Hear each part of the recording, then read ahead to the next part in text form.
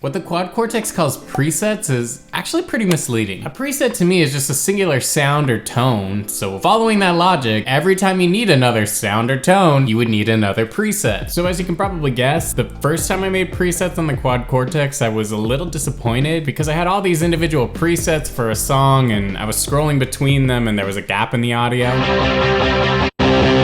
And getting back and forth between different presets in general was pretty clunky. Then I realized the truth. What the Quad Cortex calls presets aren't actually presets at all. They're individual rigs. This changed everything. Now I wasn't trying to create an individual sound for a song with each preset, but rather a custom pedal board and amp rig that would cover all of the sounds I need for a song. Then I would use what the Quad Cortex calls scenes to be my presets, or the individual sounds I need for the different segments of the song. Basically, a preset is your rig and the scenes are your preset. My entire approach changed. I started looking at the Quad Cortex as a pedal board instead of a computer, and through countless hours of research and experimentation, I finally landed on the sweet spot for my tone with the JM pedal board preset.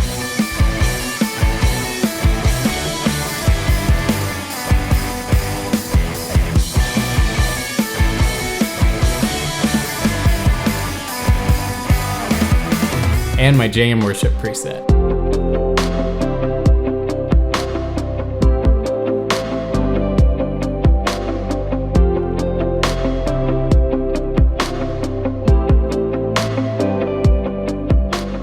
While differing in their purpose and tone, I utilized the same strategy I'm about to share with you to build both of those presets from the ground up. And this strategy isn't specific to the Quad Cortex. You can take these principles and apply them to any modeler or even your pedal board. Literally all these ideas came from being a pedal board guy for many, many years. All right. Let's break down some presets. The JM pedalboard preset was meant to be a fairly one-for-one recreation of my tried and true pedalboard rig. I wanted this preset to be my Swiss Army knife, one that I could pull up for just about any gig and quickly get a wide variety of great tones from. So let me show you how I built it. The foundation of your tone always starts with amps. For this one, I'm utilizing a stereo amp setup with a different head and cab combination on the left and right. I spent hours trying different combination of heads and cabs, and I even did some match EQ work to get the frequency balance more in line with my real tube amp, and I think it came out pretty fantastic.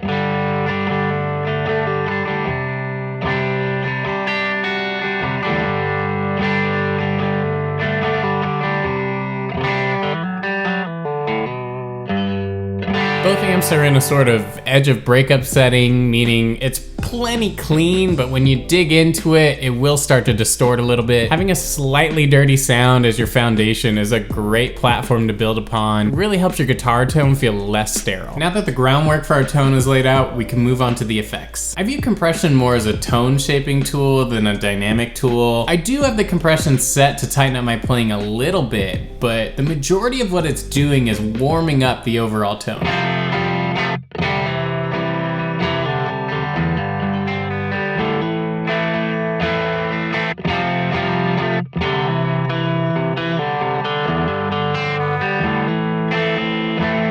Whether it's a pedal board or a modeler, I've always tended to want 3 different gain stages. Since this preset is meant to be more well-rounded, my gain stages are a fuzz, a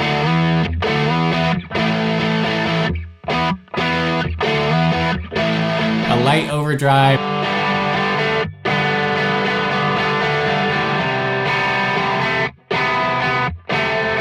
and then a much heavier, gainy lead sound overdrive.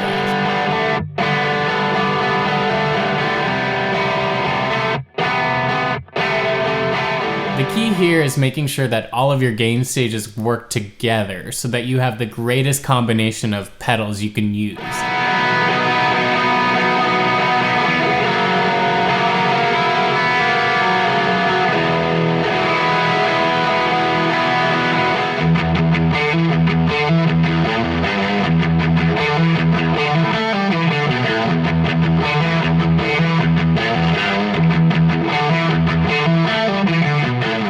There's tons of cool tones to be found in stacking different drive combinations. Now here's an area where I see a ton of guitarists debate, and that's where do you put the amp in your signal flow? There's no right or wrong answer, but as of late, I've really enjoyed putting my amps after all my compression and drive, but before my modulation, delay, and reverb. This helps to keep your time bass effects clear and gives you that sort of sounds like a studio thing you hear people on YouTube say all the time. Do you want your Quad Cortex to sound like a studio? Sure, I guess that could be true. However, if you like the sound of all your effects getting just a little bit distorted, then you're gonna wanna throw the amp and the cabs at the end of your chain. After our stereo amps and cabs, I have a stereo chorus. Now, I tend to not use a ton of modulation because I like to get a lot of modulation from the delay and reverb. But even still, it's nice to have a good go-to chorus sound. I think it's a total vibe, but not a vibrato.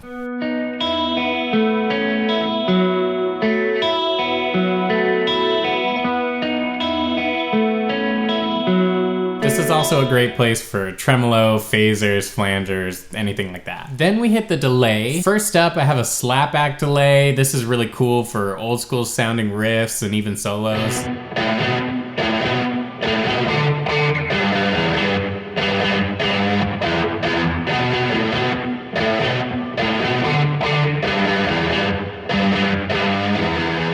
Then I have my main delay, which is meant to sound like an old school tape echo. It's dark, a little distorted, and highly modulated to give us some depth and width.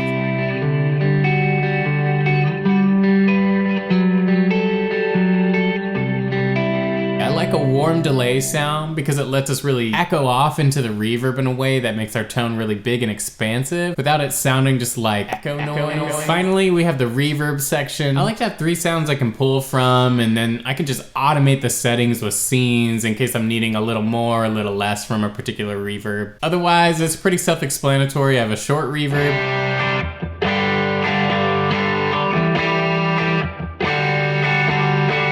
a medium reverb,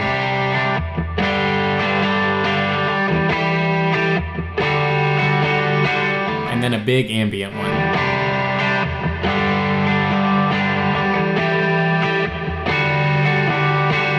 By programming different combinations of the effects blocks I have in this preset, I'm able to get a wide variety of tones for just about any of the gigs I play on. Here's just a few different scene ideas from the JM pedalboard preset.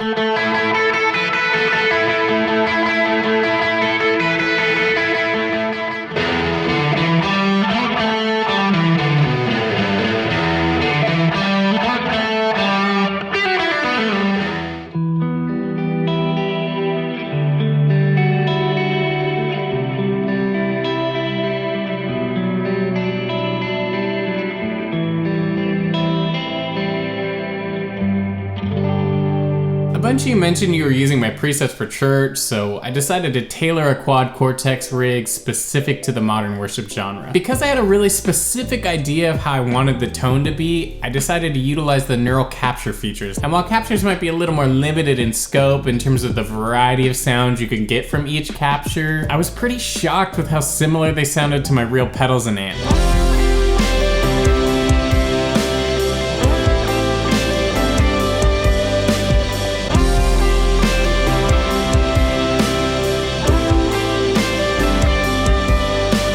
Like before, I started my tone with the amps, but rather than finding a pair of amps I liked from the Quad Cortex, I decided to use my own. Utilizing a 2-note torpedo captor, I plugged my amp head direct into the Quad Cortex and started pairing it with different cab sims until I found the sound I was looking for. Here's the important part. Rather than focusing on the specific settings I tend to use my amp in when I'm voicing it through my cab, I dialed in my amp head based on how it was sounding through the cabs in the Quad Cortex. Once I got the amp sounding good through the cabs it was going to be voiced through, I captured it there and the results were much better.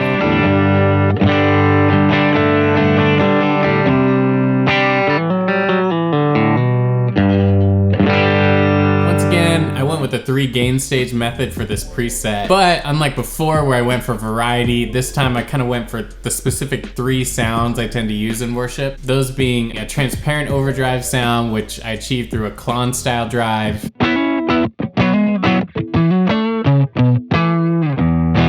rich stage 2 overdrive that cleans up with dynamics that I got with the Bell Star, and finally a big overdriven lead sound which I achieved with a clon style drive again.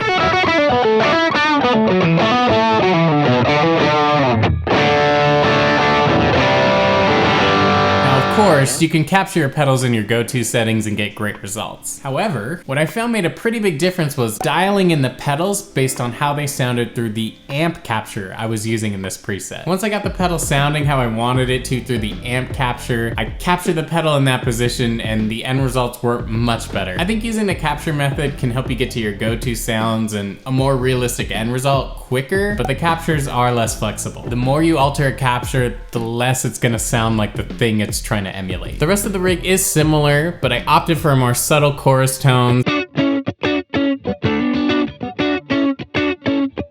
This preset also has a more prominent and clear delay tone, as well as a more lush and expansive reverb.